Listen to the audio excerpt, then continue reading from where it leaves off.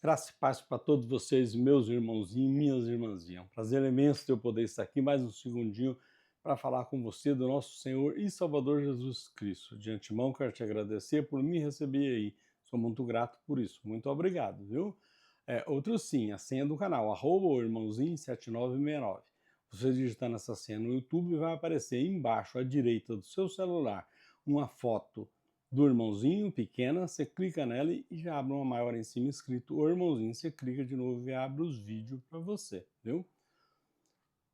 Outro sim, eu sou um cristão, não pertenço a nenhuma denominação, tá? Eu sou um seguidor de Cristo.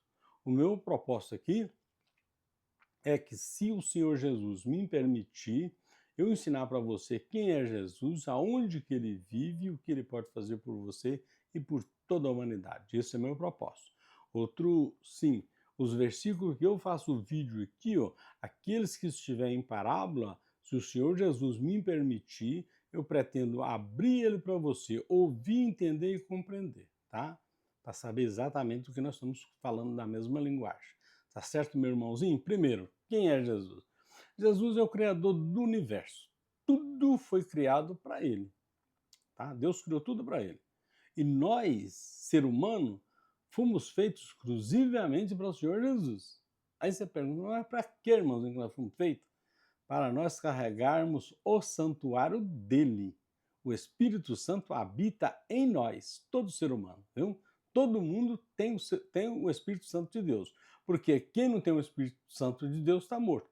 Porque o que está vivo, o Espírito é de Deus que está nele, tá? Não tem só esse espírito ruim, não existe isso aí, tá? Isso é lenda, tradução de língua, e aproveita uma coisa por outra, e aí vai indo, viu? Então, vai esse negócio de nome feio, essas coisas, isso não existe não, tá? O nome diabo é só para você ter ideia, tá? Diabo é uma praga, né? É o seguinte, no hebraico esse nome está escrito opositor. Como aquela época era época de rei, se alguém deles, qualquer um deles, falasse que tinha um opositor fazendo alguma coisa, o rei ia saber que estava falando dele e mandava matar, tá?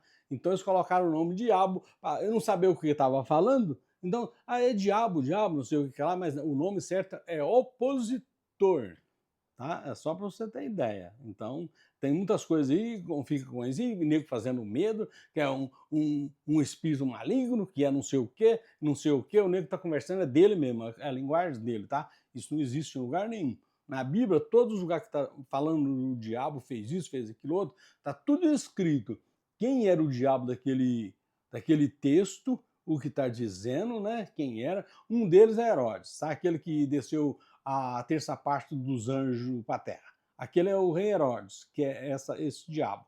Depois, mais na frente, tem um outro, é o rei de Tiro e o príncipe de Tiro e o rei de Tiro, que são aqueles que vendiam comércio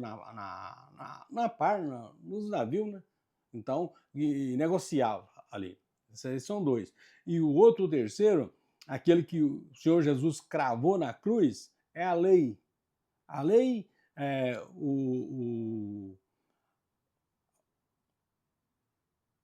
a lei era o mandamento de condenação e morte. Então, não tinha salvação. Por isso que Jesus veio para tirar ela, tá? Então a lei foi tirada quando Jesus veio, quando ele fez o juízo final para Israel, tirou a lei e tudo que pertence à lei foi isolado. Jesus morreu para isso.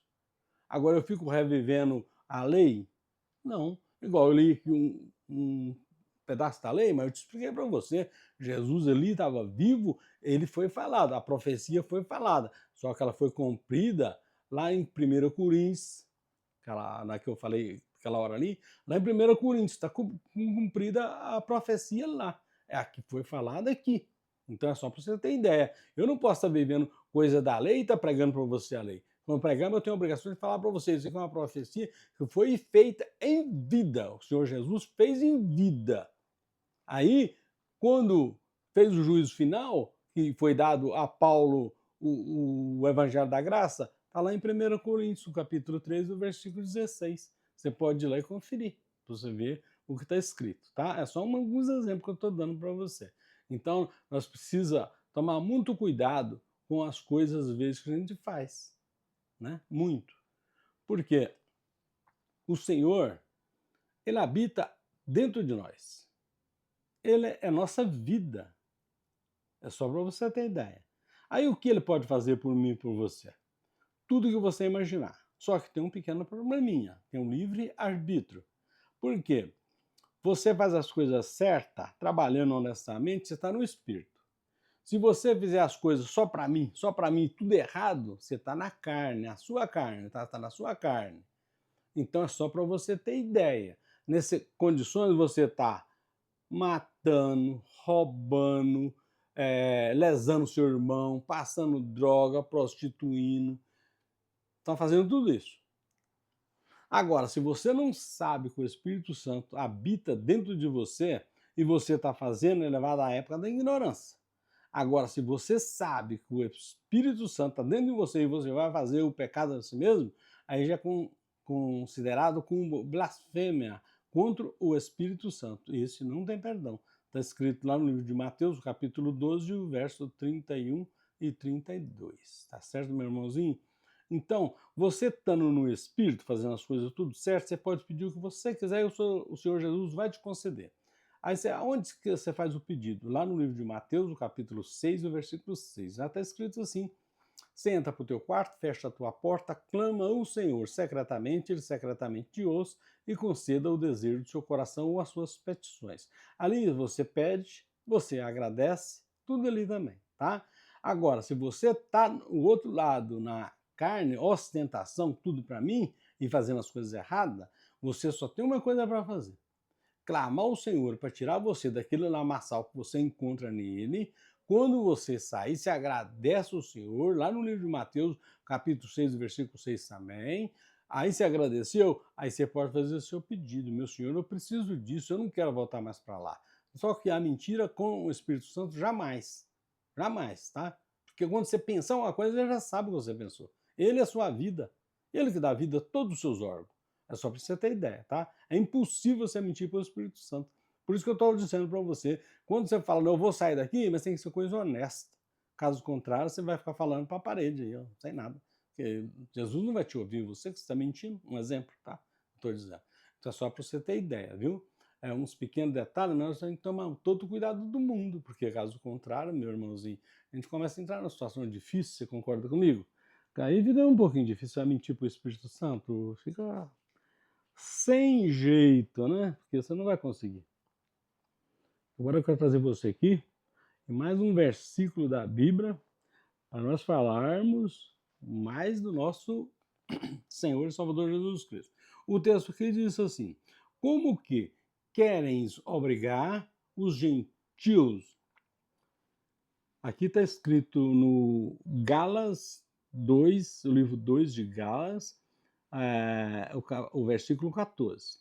Diz assim: mas quando vi que não andava retamente conforme a verdade do Evangelho, disse a Ceifa é Pedro, viu? Disse a Ceifa perante todos: se tu, sendo judeu, vive como os gentios e não como os judeus, como é que obrigas os gentios a viver como judeu?